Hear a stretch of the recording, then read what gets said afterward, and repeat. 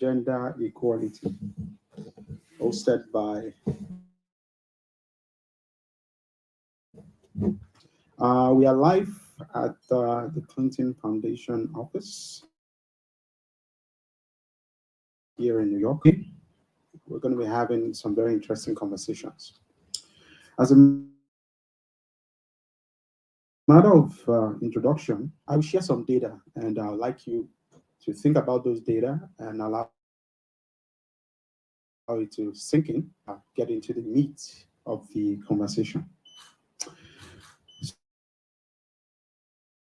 So, according to the United States of women have experienced either physical or other sexual intimate partner violence, sexual violence. Women in the labor market still than their counterpart, male counterpart globally. Also, while countries guaranteed equality between men and women in their constitution by 2014, have not taken any step in that direction. Lastly, as of 2021, only 25% of all national parliamentarians were females, a slow rise from 11.3% in 1990. When you think about this figure or these data that are shared, I mean, one of the questions, does this really happen under our nose? And are we with this data? And does it even matter? I'll give an introduction as to who is the host.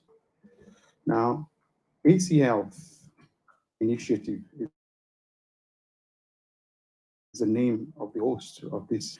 It was founded in 2007 as a nonprofit committed to supporting women, girls, and young people in a productive and healthy life. HACEY Health achieves this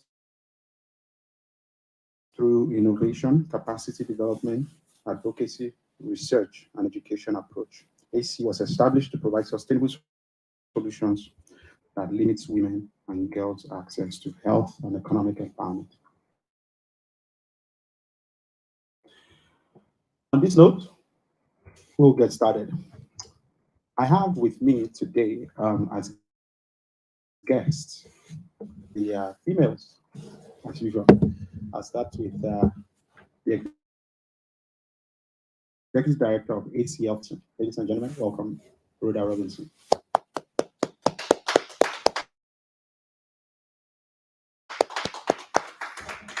So here, so that I don't marginalize men too, I'll introduce we have Mr. Olushola Owonikoko. He is the CEO of Stanford Edge. Ladies and gentlemen.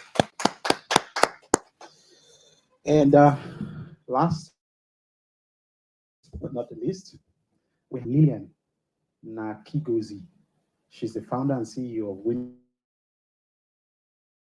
Smiles Uganda. A round of applause. Great.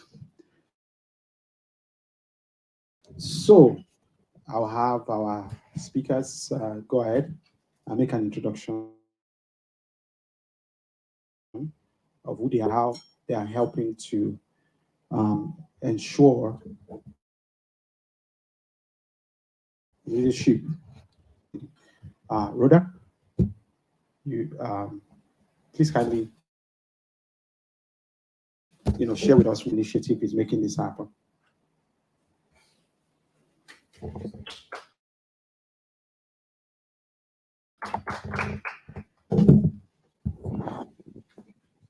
Yes, sir.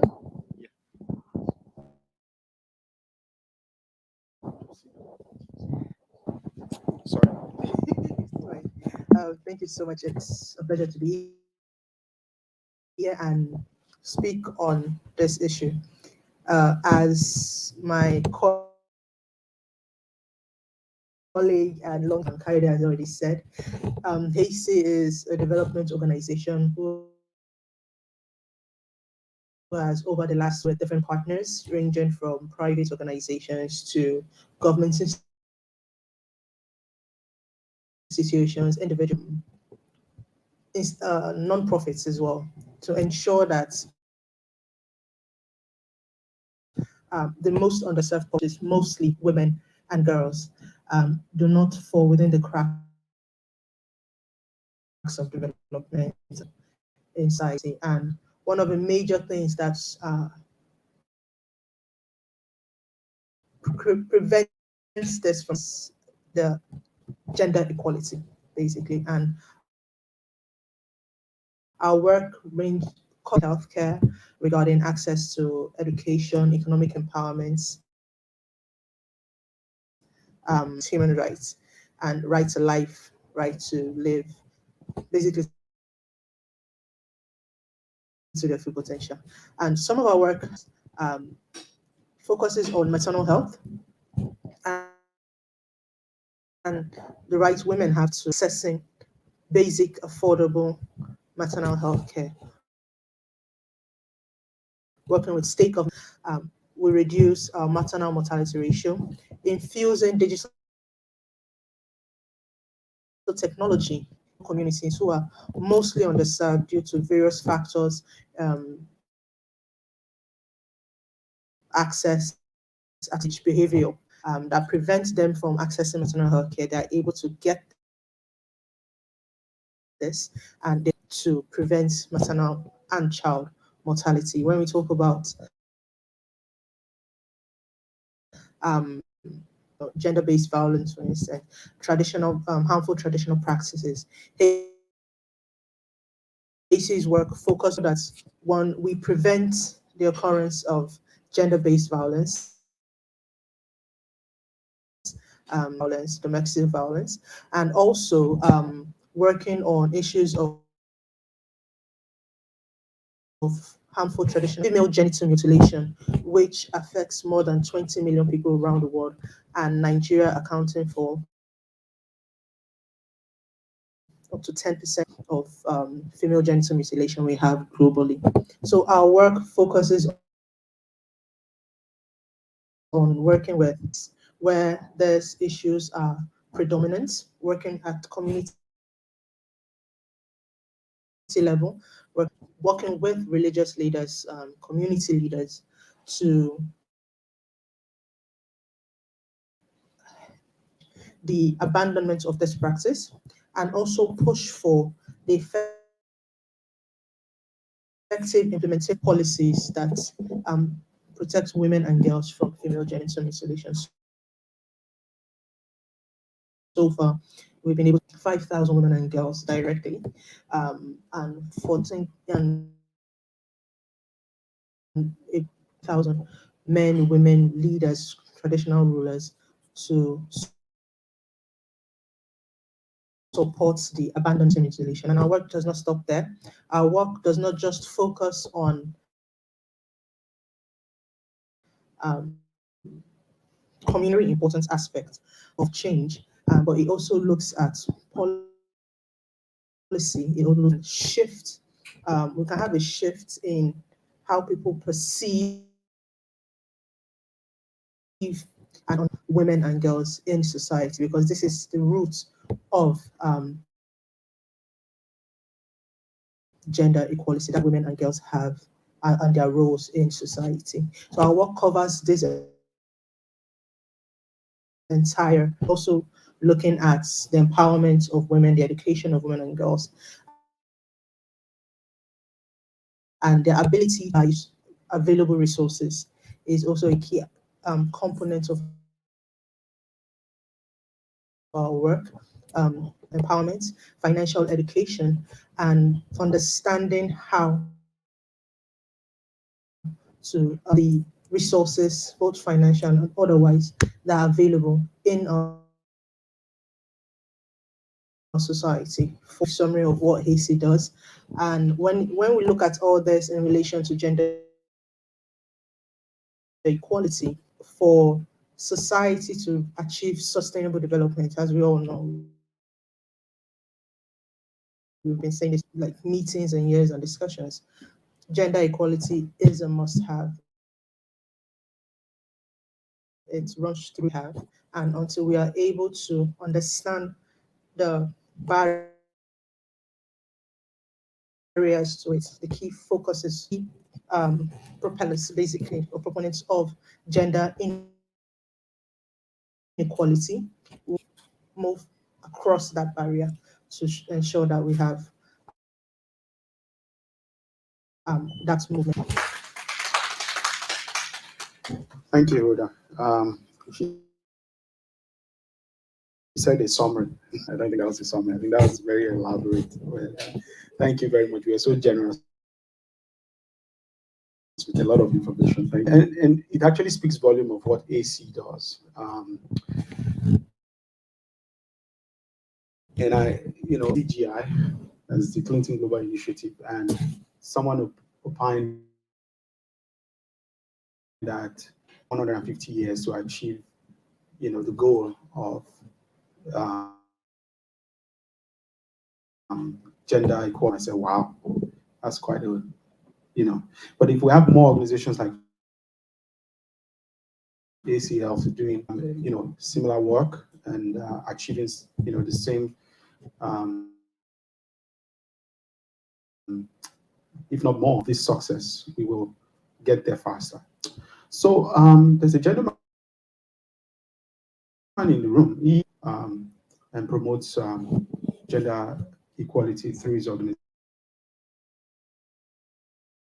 So we'll let Mr. Owolikobo to come forward and share with us what he also does.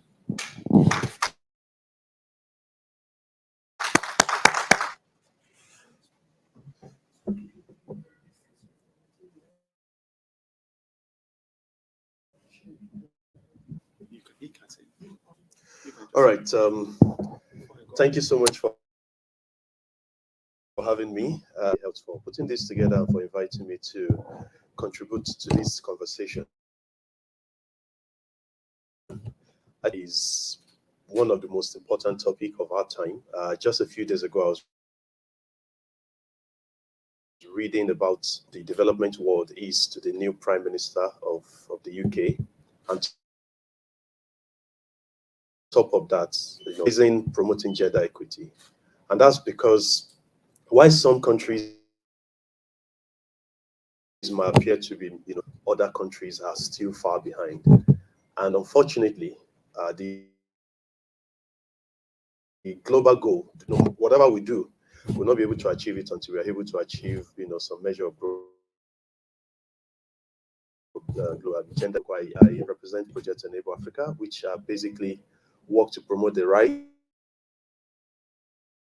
the empowerment and disabilities, and we have done that for 8 years. More recently, especially our post-COVID strategy, the gap between the supply and demand of talent with disabilities. But as we do that, we know it is also that we work, we identify and prioritize the intersection of disability, because women with disabilities, of course, we know the data, about 15% of the global poverty or the other, which about 30% of them has been severe. But then I'm going to say that it is not just that women with disabilities face double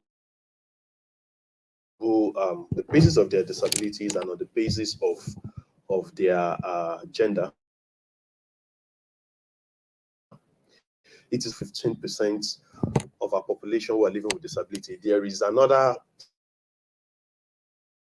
10, roughly 10, and predominantly 80% of caregivers are women, right? And these are women who have easy for others as a means of career, but there are also women who are largely underpaid. In the African context, sub-Saharan African context, is not prioritizers, and they are seen as support staff and people who do not necessarily have careers, but are just doing right, even though caregivers are support to persons with disability, but they also within that context specifically, and in the broader context of the disability community, we realize this is extremely important, and we must make efforts to ensure that women with disability also given equal access to jobs. For us at Project Enable Africa, in the last 8 years, 1,000 persons with disabilities across Nigeria and about 5 African countries, and we have a gender policy that time. At least 50% of our beneficiaries must be persons with disabilities, and it can be, what must be, we work primarily with persons with disability, and that is important to us because disability is a social construct society, and it is not just that persons with disabilities tend not to come out to compete, also that women with disabilities are further disadvantaged and tend not to come out or think, and that is why it has become a deliberate effort for us, and we think it should be a deliberate effort on the wider disability community as a whole, to ensure that opportunities are specifically positioned where women are. And we made provisions for the various considerations that, like family life and every other thing we may want to think about, which must be acknowledged as factors that must be thought of to enhance their productivity. Have is at Project Enable, we generally work with 35-year-olds and below because we want to work with young persons with disability. But again, we've learned over the past few years from interaction that as much as we want to emphasize that age group, we can't emphasize it unnecessarily, especially for women with disability who sometimes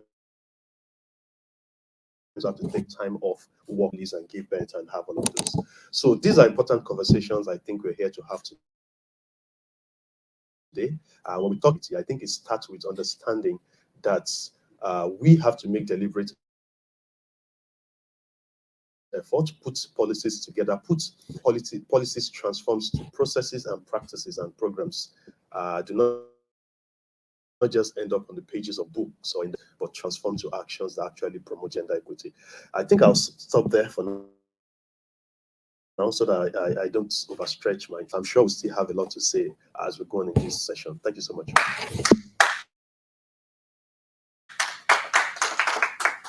Thank you, Shola. That was very good. Very good. Okay. Let's have Lillian come tell us what they are doing in Uganda. Lillian, and by the way, before Lillian comes up, on YouTube, so please feel free to join us.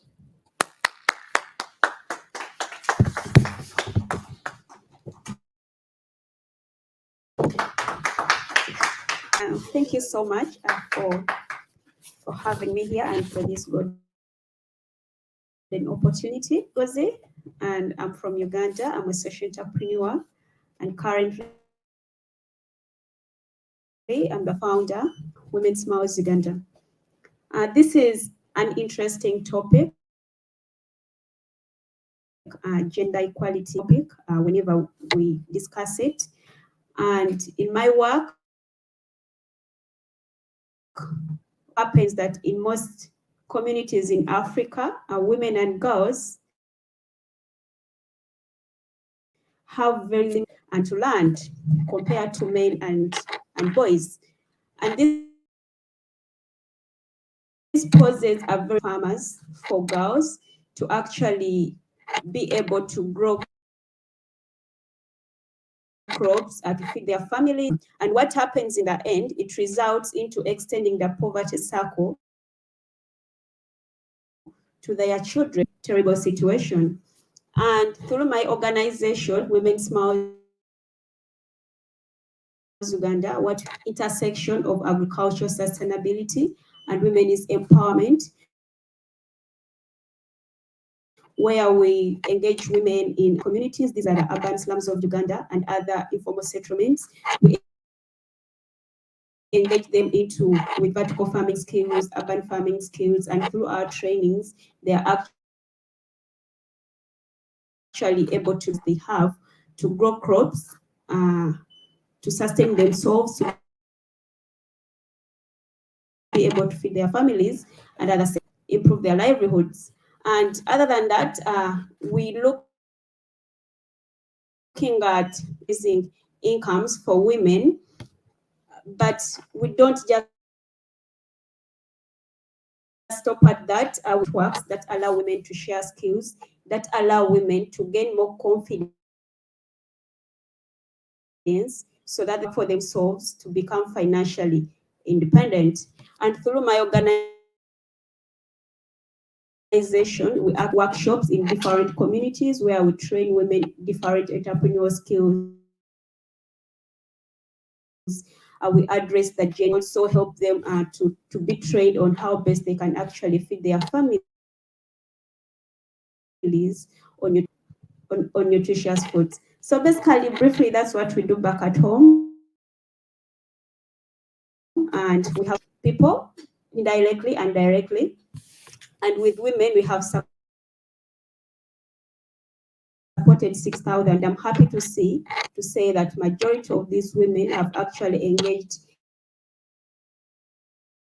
in urban families, because there was a time they couldn't actually feed their families. There was a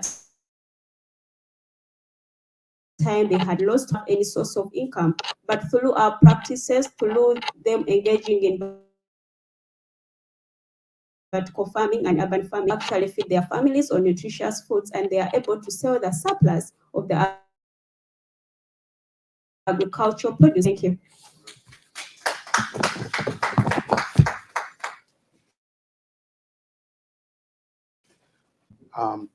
Thank you. So I guess we can see now that individuals that we've invited to speak today have some wealth of women in disability, women in rural areas, women in urban centers, and key areas like health, especially sexual rights, gender-based violence, and in other spheres. The one question that I'd like us to get into, as we get into, how far are we? Let's have a very clear picture of gender equality. How far are we? And what practical steps that we need to take, to get to the finish line. Given the amount of work that you guys have been doing as HACEY Health since 2007, that's a long time. How far are we from the finish line, and what are the practical steps that we need to take? Thank you so much. One question where I would love to give a positive answer and say that we are doing our best and all that. But in reality, we've not even begun to scratch the starting line. Let me put it that way. And the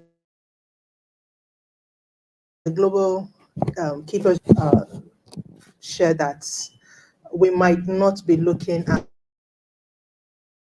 at well after the 2100s. That's after 2100, and so we are looking at 21 going forward. So, and then that's more than in the future, and it makes us think what exactly are we doing? Why, after decades of political interest, social discussions, planning, strategies, action plans, and activities outlined of the goals that we had initially set. This is not to say, do not get me wrong, we have made progress. We have seen women standing up to claim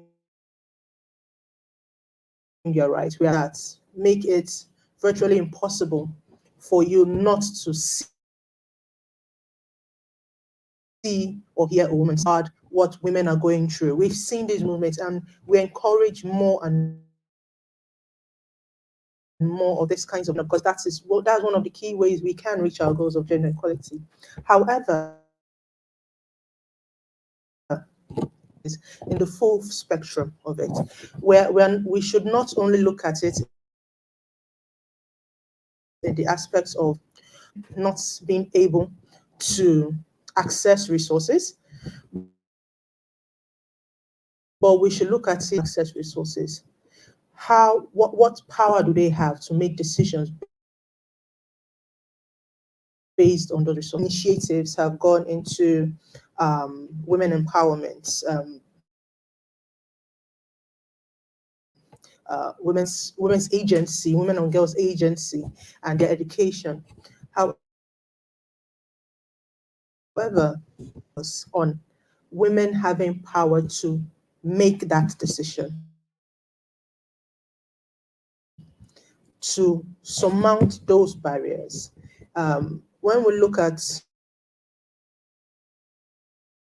women, gender, and workspace, we see that we are clamoring for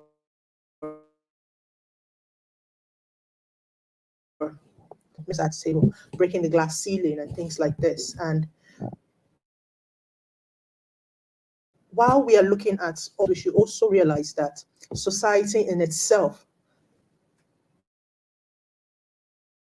outside of her workplace, outside of her being a boss, needs to also be fixed. So we cannot leave one for the other. Say that we are giving women the opportunity to lead companies when we have not addressed the issue of her expectations to be a homekeeper. We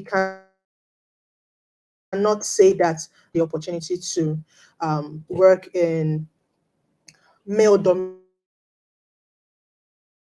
dominated spaces have not addressed those factors that prevent her from excelling in spaces. So we need to be able to focus on the main crux of it, just addressing the symptoms of gender equality, and not just or compensation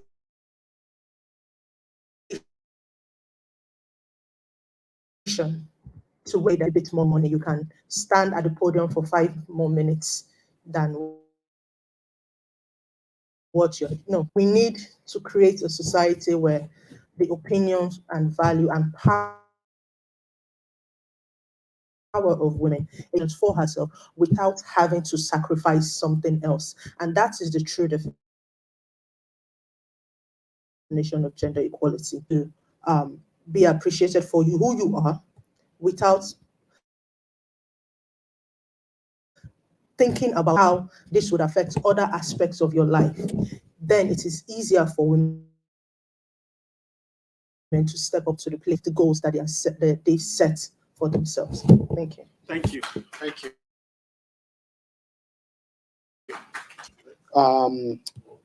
I will go on to Lillian. I'll come back to you heard what Rhoda just we're talking the other time about women, empowered with agriculture, able to provide their own. And where are the men? Like, why are the women, trying to be So here's the context. To give you more, perspective. A lot of the time, the way the society is structured is that a man has to be the one to cater for the to see that because of uncertainty from the economic standpoint. Are women stepping up just because of survival, or are they stepping up want to take their place in society, their rightful place in society? And so speak to that. Is there a way that society can be reset and will, I don't know, to begin to accommodate or or design or look like this trend about having a structure that includes, which the word includes is even very marginalistic, but that ensures that to be part of the society and take their rightful place. Does that make sense? Thank you so much for that beautiful question. Which is where we work. It so happens that most of these women are single mothers and at home. So as a way for them to step out and be able to defend themselves and their family, they had to engage themselves in economic activities for their survival and for them to their children. But still, with gender equality step up and give women spaces where they can be able to speak for themselves. So I believe we need to involve men as well for us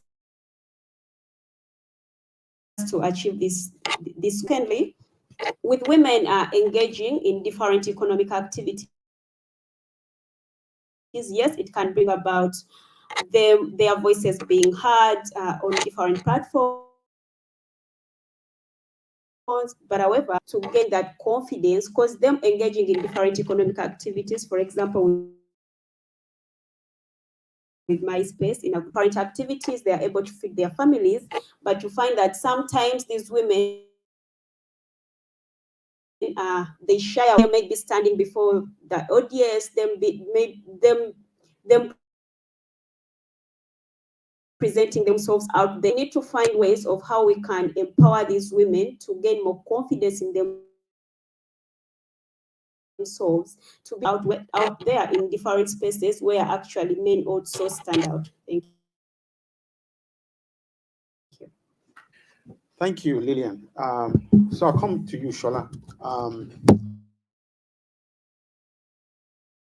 You are in a very you are in a space that requires a lot of advocacy, working with people with disability. To first of all, why do women need men to agree to them taking their rightful place in society? Why do women need men? That's number one. Number two is, are people physically challenged, and particularly women physically challenged? Are these the societies that we have created? Yeah.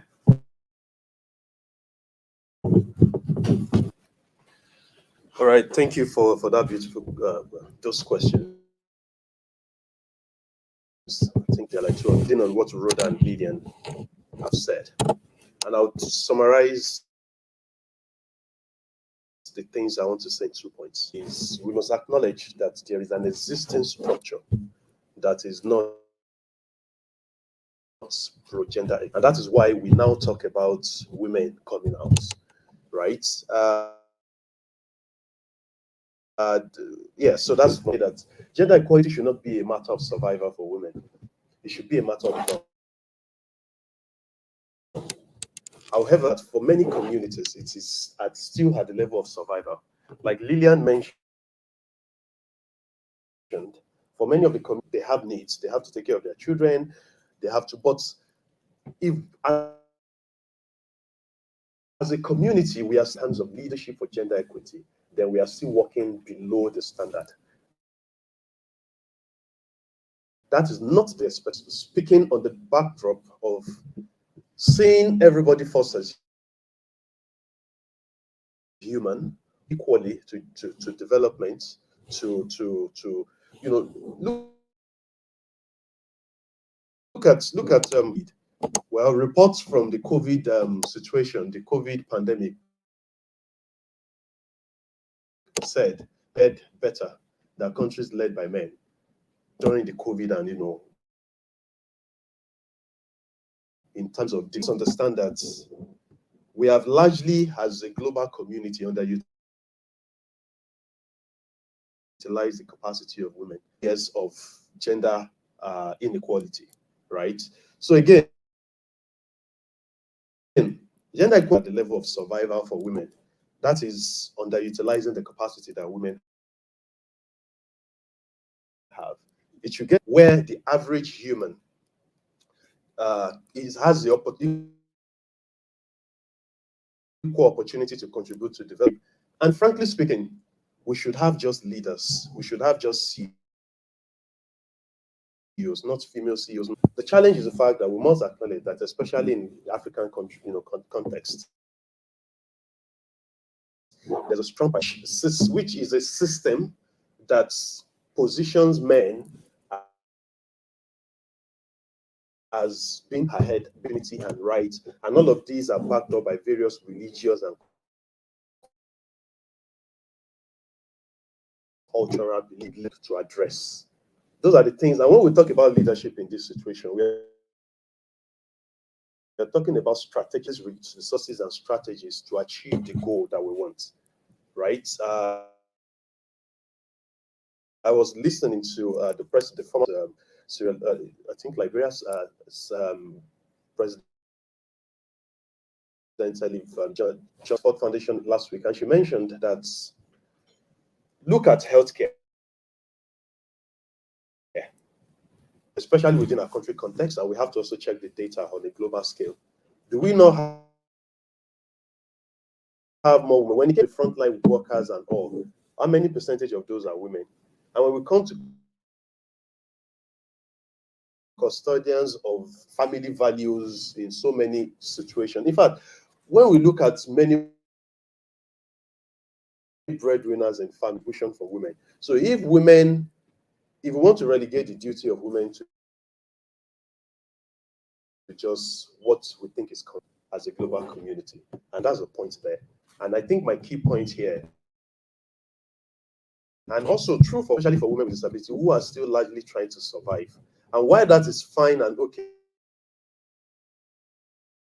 for us to start with, we must have the goal. It's not just enough that as a single woman we are celebrating them because they're able to take care of their children. We should be able to celebrate taking care of their children. They're also able to contribute to the society. The way a single father will look beyond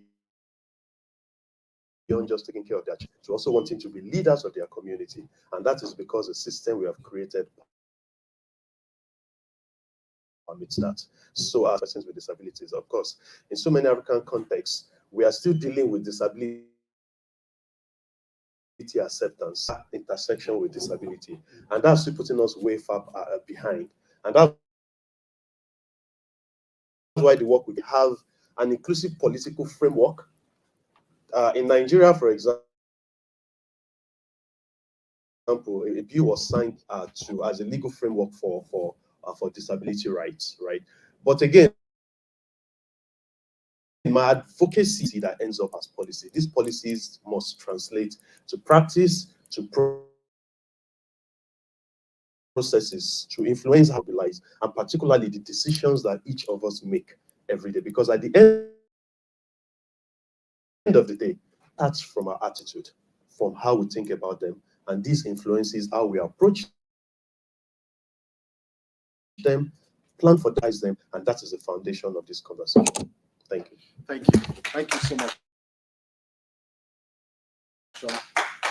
I'd like to go to conversation about privacy as it relates to labor. Then I'll go on to United Nations and all. But before then, we've talked about the cultural context and the cultural, how that influences how far we go. I was thinking, we have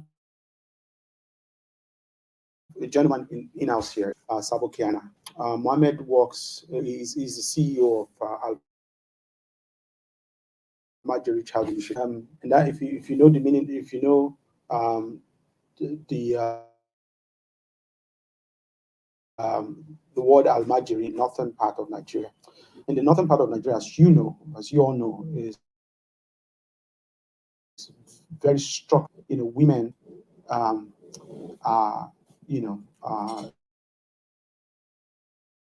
like, as empowered as, as other parts of the country. I'd like Mohammed to speak and possibly also give us. I know Mohammed his organization is on the educational side of things. So, Mohammed, would you kindly open our eyes to, what it relates to, empowering women despite the structure of the society in the North, Mohammed. Thank you. All right. Good afternoon, everyone. As I didn't tell me I was coming to, but indeed I found the topic of the conversation very interesting. About to speak to what the moderator asked me to talk on about women. For me, well, this is not my field, but of course I could comment on it. Around empowering women in the northern part of the country, I think has to start with the issue of in the northern part of the country. That has been something that was, but from my little understanding of what is going on and advocacy going on in the northern part of the country, there have been a lot of empowering and ensuring that girl children have access to formal education and a form of gender equality in the northern part of the country. Yes, there is a social norm that is deeply entrenched in the northern part of the country that kind of prevent leadership position or sitting at the table like we're sitting down with women. But of course, with advocacy and activities by activists over the years,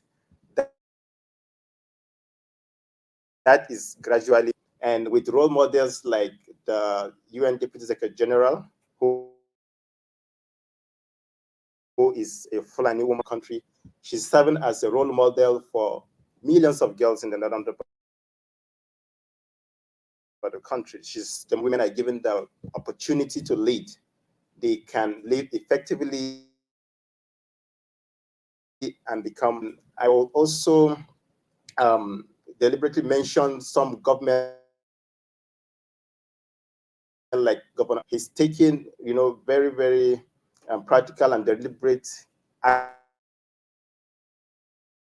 actions and ensuring that women leadership position in the state.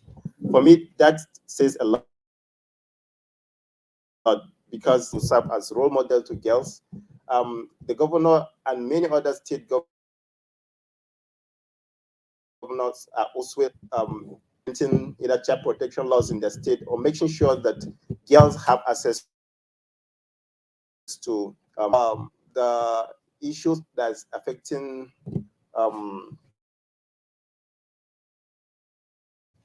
education in the early child marriage that girls have been forced into in northern part of the country. Also know of deliberate policy and action by the northern leaders, traditional of cultural norms. Because, like I said, the foundation for has to be girl child education. Unless the northern part of the country works to education, that will not be achieved substantially in the northern part of the country. And so, as I want to mention here, that there are a lot of efforts going on. The government and some leaders are committed to that. As people continue to introduce that information intervention, continue to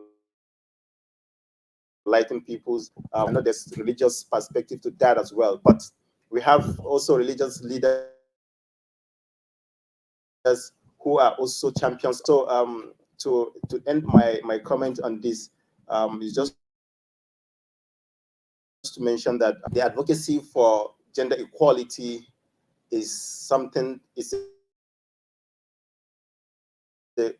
because just like the previous speakers have mentioned, if you empower a lady, it goes to empower the whole community, because as my brother Shola mentioned, it should not be about the gender equality should not be about, the equality of women as human beings, being equal with men. So of course, providing them with that leadership position is not doing them a favor, but it's giving them, as human beings. So thank you very much. Thank you so much. Thank you, Mohammed. So we have, so there's a question online. There's a lot of questions.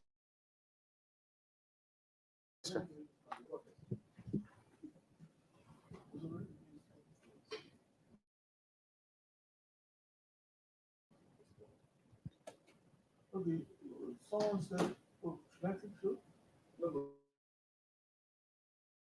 but of the time seem to have served as a catalyst that helped a lot of women discover that potential, force them to take in the society. Okay, this person is just making a comment. Okay, I have a doubt. Do you think that the existing policy on the promotion of gender equality and equity are the correct one? Who wants to know? Okay, so the question is, do you think that the existing policy of equality and equity are the correct ones? So the person is asking if motion are the right ones. Is there any other similar question that we can also, because we have a very short time to bring this to a close? Okay. So I'd like to speak to two things from the labor side of things, and then would like to I'd like us to speak to the United Nations. The United Nations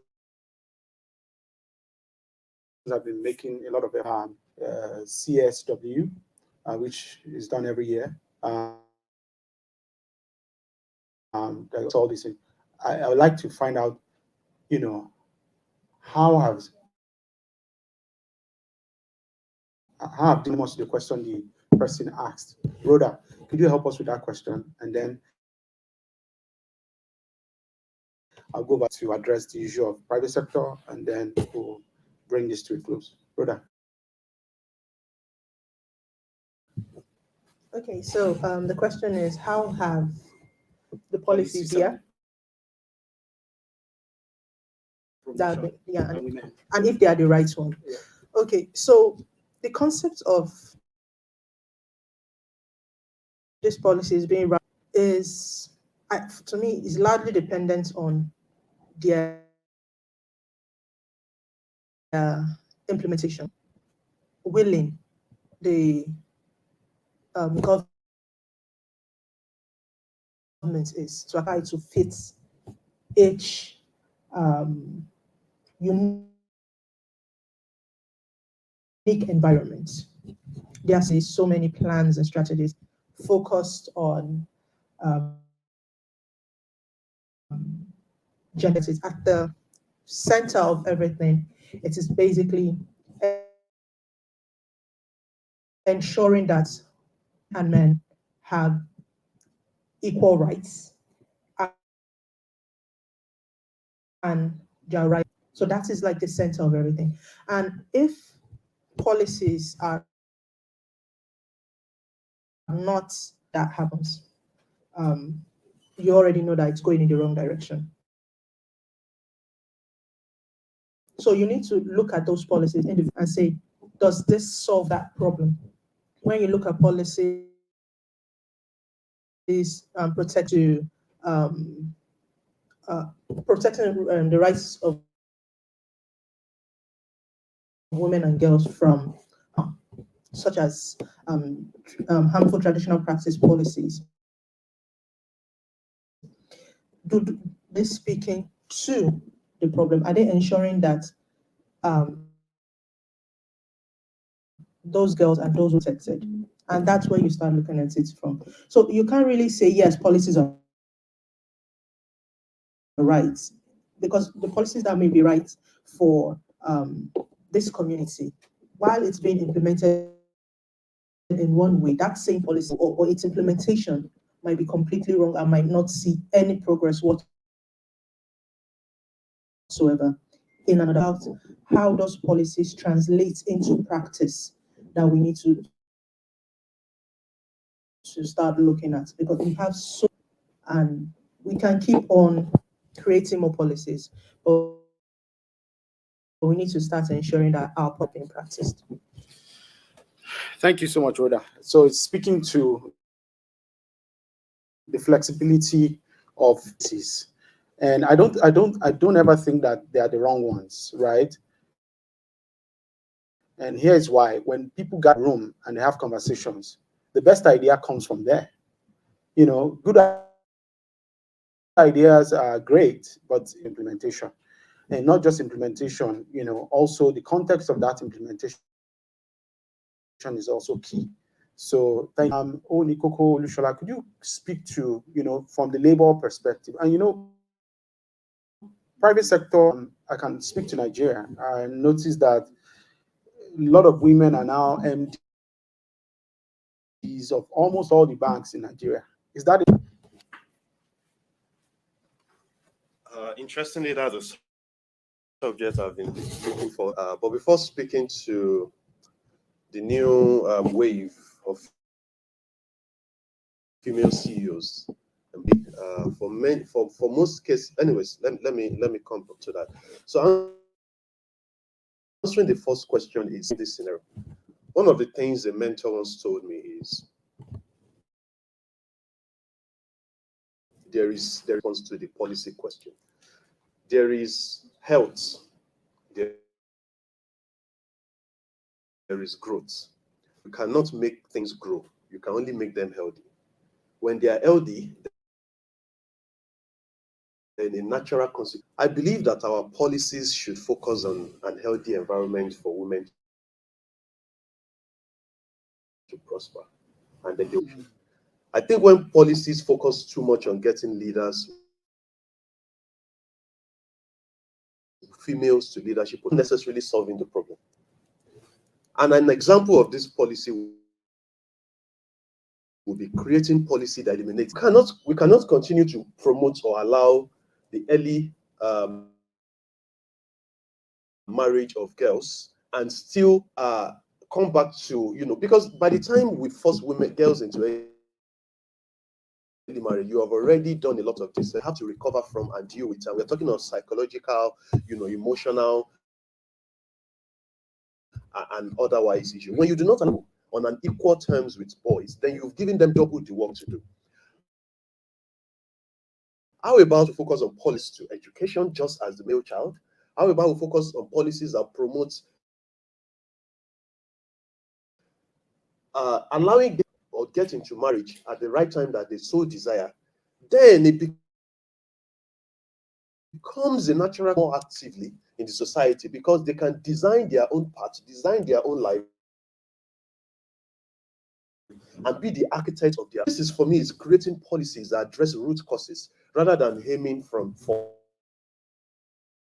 the branches. I hope it's clear, and that was why I took time to make that analogy that we should focus on policies that create LDMs on growth to happen, because those kind of policies are short fix. They are not actually fixing the problem. One of the things we've observed in the the wave of CEOs becoming bank sector leaders is beyond positioning women as leaders. Do we also position them to have the power and authority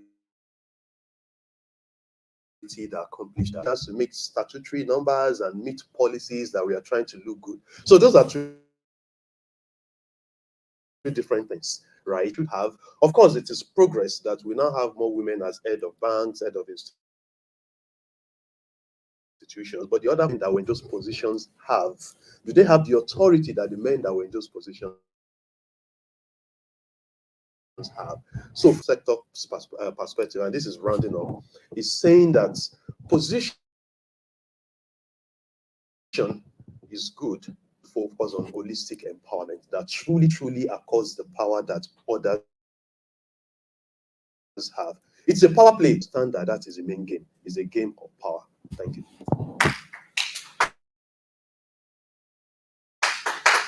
Thank you so much. Interesting conversation so far. As we round up on one of the co-founders of HACEY, to say a few things. This conversation is not the conversation that we had. It's been on and on and on and on and on for a while, and it will not end. I was just watching a video of a lady. She was on her phone, and her husband was with the baby and was cooking. Her mother-in-law was coming, and then she had to, fits her mother-in-law's acceptance and took over the baby and the cooker. So that is a clear depiction of it is. Beyond that, I was going to also say that national culture to every other sphere within our societal context. So that means that's my that means that whatever our country culture is, it would and I think that Mr. Owonikoko had spoken very to that point. So on this note, I'd like to invite Mr. Isaiah, founder of HACEY, to give us a closing remark.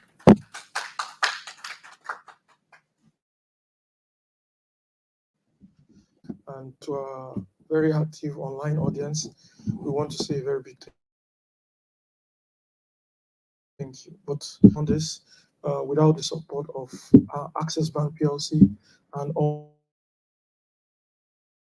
also Ian, we say a very big thank you to you. Like I always say, privilege is and for many women in the world, they do not have privilege. As much as possible. So let us continue the work and let us continue focused on achieving gender equality. It's one of the surest paths to economic growth and good health for everyone. Thank you so much for today, and thank you for this event. That's where we sign up and say, let's continue the conversation. Let's be deliberate. See you, everybody. Thank you.